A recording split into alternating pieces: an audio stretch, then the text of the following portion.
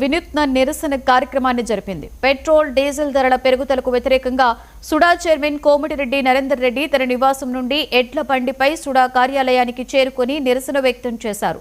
ప్రజలపై కేంద్ర ప్రభుత్వం భారం మోపుతోందని, రోజుకొకసారి పెంచుతున్న ధరలు స్లో పాయిజన్లా మారాయని ఆయన తీవ్ర ఆగ్రహం వ్యక్తం చేశారు. మాటలతో మభ్యపెట్టి ప్రజలను మోసం చేస్తున్నారని మోదీ ప్రభుత్వంపై విమర్శలు గుప్పించారు. తక్షణమే పెట్రోల్ డీజిల్ ధరలు తగ్గించకపోతే ప్రజలతో కలిసి ఉద్యమాన్ని మరింత తీవ్రతరం చేస్తామని ఆయన హెచ్చరించారు.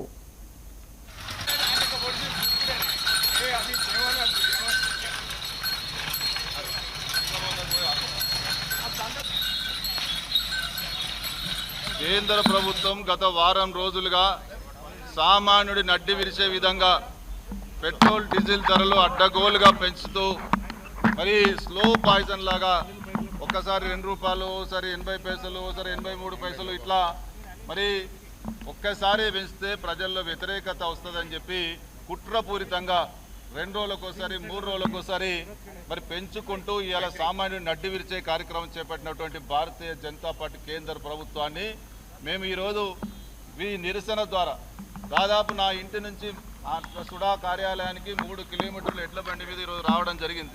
అంటే ఈ పరిస్థితికి సామాన్య మానవుడు ఈరోజు వాహనాల్లో తిరగలేనటువంటి దౌర్భాగ్య పరిస్థితి తీసుకొచ్చినటువంటి కేంద్ర ప్రభుత్వ వైఖరికి నిరసనగా ఇలా మేము కార్యాలయాలకు కూడా మరి గత 30, 40, 50 సంవత్సరాల క్రితం ఏ విధంగా అయితే ఎడ్ల బండ్లే మరి 100 సంవత్సరాలకి వెనుకకు తీసుకుపోయినారు ఇలా భారతీయ జనతా పార్టీ.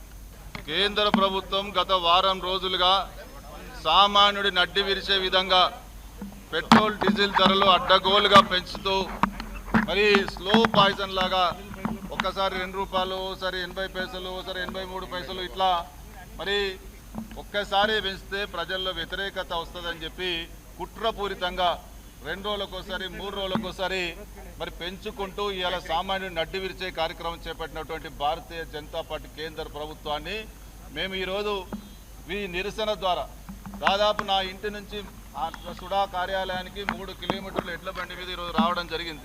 అంటే ఈ పరిస్థితి